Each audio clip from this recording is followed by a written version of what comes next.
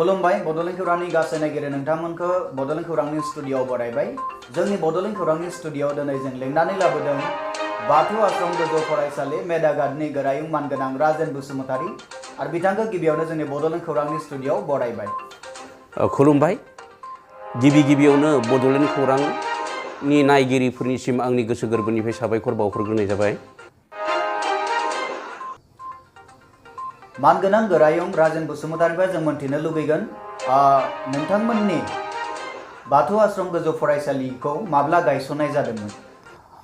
बाथौ आश्रम गोजौ फरायसालि मेदाघाटखौ जों मेदाघाटआव 2008 मायथाइयाव ओनसोलनि आरो गामिनि गोरों गोराखौ लानानै सावरायलायनानै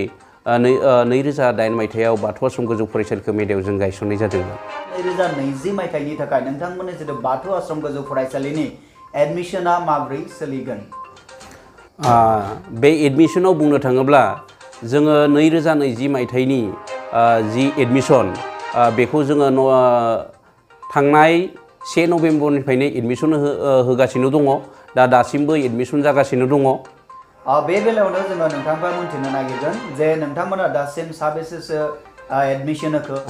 जों दा बे फ्रेश एडमिशन जों माने LKGनि एडमिशनखौल' दा होग्रोनाय जायो। दा LKGनि एडमिशना 35 जागासिनो दङ।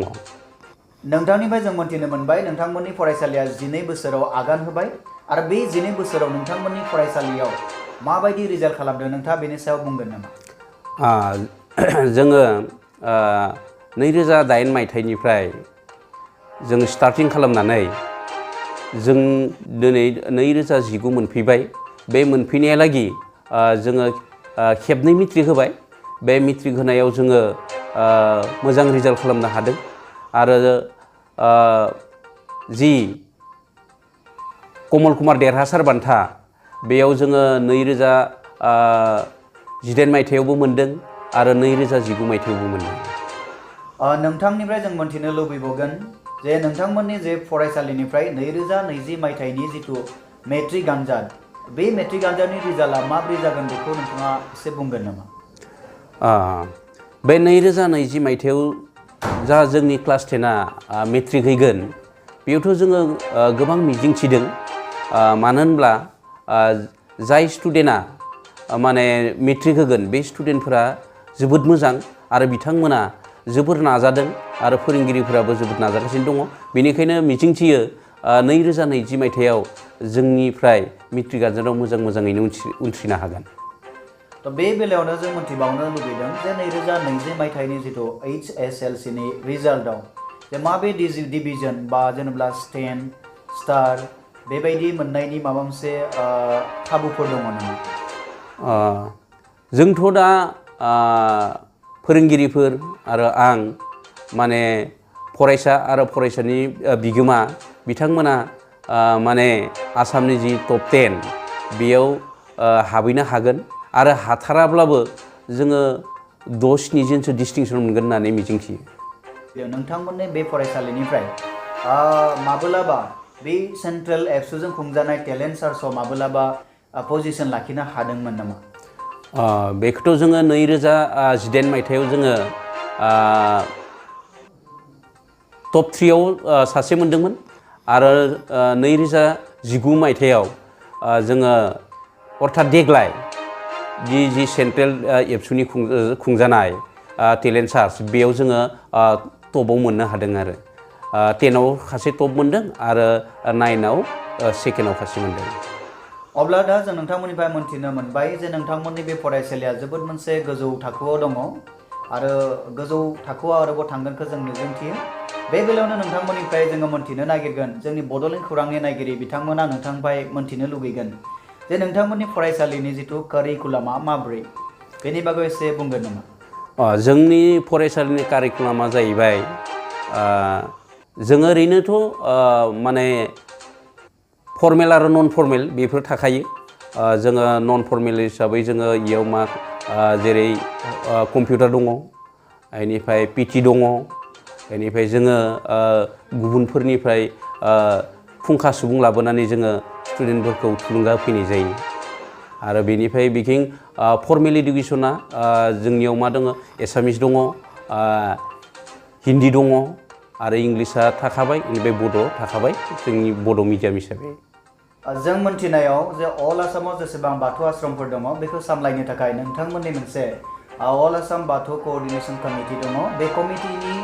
सिङाव जाय दासान्दि बेसेबां बाथौ आश्रमा बेवहाय फसंजाखो बे कोअर्डिनेशन कमिटि बाथौ आश्रमाव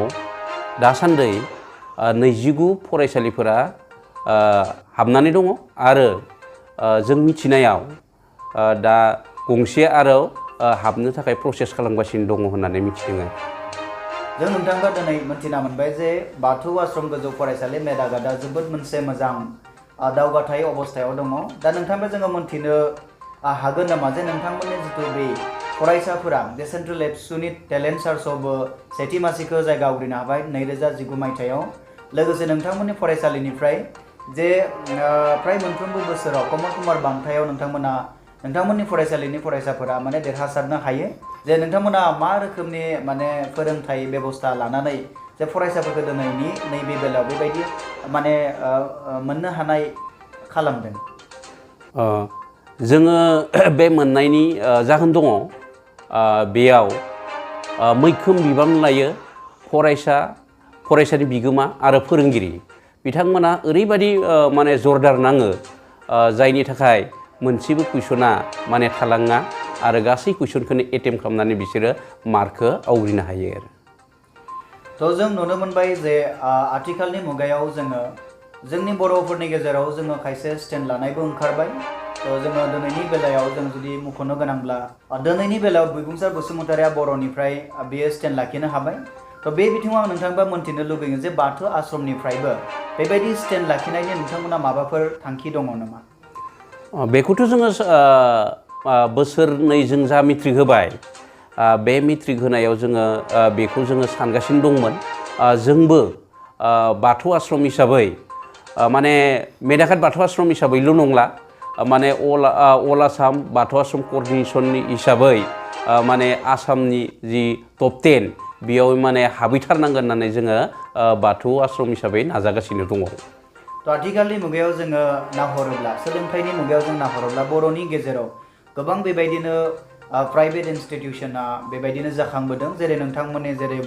बाथौ आश्रम बे थाहैबाय लोगोसे UN एकाडेमि दङ आरो लोगोसे दा गोदानै दा हाथरखि एकाडेमिनिबो मोनसे ट्रेन्डआ सोलिगासिनो दङ थ' जों बेखौ मोनथिना मोन्दों आरोखि थ' बर'फोरनि गेजेराव बेबायदि मोनसे ट्रायेंगल सोलिदों एजुकेशननि बे बेलायाव थ' बे बिथिङाव जोङो जुदि नायनो थांब्ला बर'नि जिथु बे एजुकेशननि बेलायाव जे बर'फोरा बेसेसो माने दावगानो हागोन दिनैनिफ्राय जुदि जोङो 20 बोसोरसोनि उनाव जों जुदि सानहरोब्ला नोंथाङा बेनि सायाव मा बुंगोन बे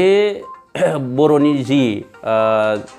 बड' मिडियाम जि प्राइभेट स्कुलफोरा गोदानै गायसनजादों बिथांमोनखौ आसलते जोङो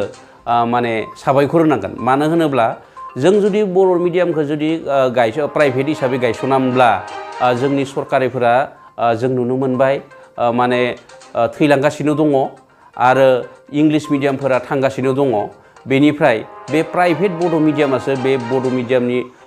खौ लाखिगासिनो दङ बेनिफ्राय जों मिथिनो मोनबाय बे बड' मिडियामा माने देग्लायनिफ्राय जेन 20 बोसोरनि उनाव जोंनिफ्राय गोबां स्टुडेन्ट गोरों ओंखारगोन होननानै आं मिजिंथियो आरो जों दा मिथिनो मोनबावबाय जि 2020 मायथाइनिफ्राय निउ इडुकेसन पलिसि जागोन बे पलिसियावबो जोंनि जि बड' मिडियाम बेखौ जोङो 12 थाखोसिम सोदेरफागोन होननानै मिथिदों बे सोदेरबावबा आरो जोंनि फरायसाफोरा गोबां दावगानो हागोन होननानै आं मिजिंथियो बे बुब्लियावनो जोङो बिथां बसुमतारिनिफ्राय मोनथिनो नागिरगोन जे बर' बिजों आरो इंलिश मिडियाम बे मोननैनि बबे मोनसेया बयनिख्रुइ साबसिन नोंथांनि बायदि आंनि बादिबाथ' बर' मिडियामा बयनिख्रुइ साबसिन मानो होनब्ला जोंनि रावानो बर' आरो जों बर'जों फरायनानै जेसेबां बुजि मोनगोन आरो रोंगोन बेनिख्रुइ गुबुन रावजों जोङो जुदि फरायोब्ला इनिख्रुइ एसे बुजि मोनगोन मानो होनब्ला गुबुन हारिनि राव बेनिखायनो जोङो आंनि बादिब्ला बर' मिडियामानो बयनिख्रुइबो साबसिन मानो होनब्ला जों बर' हिसाबै जोंनि रावा बर' जों बर'जों जेसेबां बुजि मोनगोन जोङो इंलिसजों एसेबां बुजि मोना बेयो फरेनारि राव बेनिखायनो जों बर' रावजों फरायनांगौ आरो बर' रावखौनो जोङो लानांगौ जोङो क्वालिटि इडुकेसन आवबो बर' रावजों जों देरहानो हाबाय जेरैहाय बिबुंसार बसुमतारिया आसामनि टप 10 स्टेन्डआव उनथ्रिनो हाबाय बेबादिनो जोंनि बर' रावजों फरायनानै गोबां डक्टर इन्जिनियार जानाय दङ जेरैहाय हाथरखि एकाडेमिनि डाइरेक्टर मानिनां डक्टर अतुल रामसियारियाबो बड' मिडियामजों फरायनानै बिथाङा डक्टर जादों बाथौफुरि गामियाव बिथाङा हाथरखि एकाडेमि गायसनदों बेबादिनो जोंनियाव गोबां एग्जाम्पल डक्टर इन्जिनियार जानाय दङ जेरैहाय डक्टर लासित बसुमतारी आरो मृणाल बर' बिथांमोनाबो बड' मिडियामजों फरायनानै डक्टर जादों बेनिखायनो आं सानो बर' मिडियामजोंनो फरायनायानो बयनिख्रुइबो साबसिन होननानै अब्ला बड'लेण्ड खौरांनि गासै नायगिरि नोंथांमोना निश्चय बुजि मोनबाय बिथां राजेन बसुमतारी बिथाङा बाथौ आश्रम गोजौ फरायसालि मेदाघाटनि गोरायुं बिथाङा जोंनि बे स्टुडिय'आव फैनानै गावनि समखौ बेसेन गोसा समखौ होनायनि थाखाय जों बड'लेण्ड खौरांनि जानानै आं साबायखर जासिबाय आरो बड'लेण्ड खौरांनि गासै नायगिरि नोंथांमोनखौ आं खावलायनो लुगैयो जे बाथौ आश्रम गोजौ फरायसालि मेदाघाटनि ओनसोलाव थानाय रायजो राजा नोंथांमोना जे बाथौ आश्रम गोजौ फरायसालि मेदाघाटआव नोंथांमोना एडमिशन लाफैनो हागोन मोजां गुन गोनां सोलोंथाइखौ नोंथांमोना मोननो हागोन नोंथांनि गथ'खौ बिथांमोननि फरायसालियाव हो नोंथाङा बेनि उनाव सासे गोग्गो सुबुं लानानै थां थ' आसा खालामबाय बड'लेण्ड खौरांनि गासै नायगिरि नोंथांमोना जोंनि बर' बिजोंजों फरायनानै नोंथांनि फिसाजोब्ला फिसाज्लाफोरखौ गुन गोनां सोलोंथाइ होनो हागोनखौ आङो मिजिंथिबाय बाथौ आश्रम गोजौ फरायसालिनि गोरायुं मानगोनां राजेन बसुमतारी बिथांखौ जोंनि बड'लेण्ड खौरांनि जानानै आं रोजा रोजा साबायखर जासिबाय बिथाङा बिथांनि बेसेन गोसा समखौ गारनानैबाबो जोंनि बड'लेण्ड खौरांनि स्टुडिय'आव फैनायनि थाखाय गोजोन्थों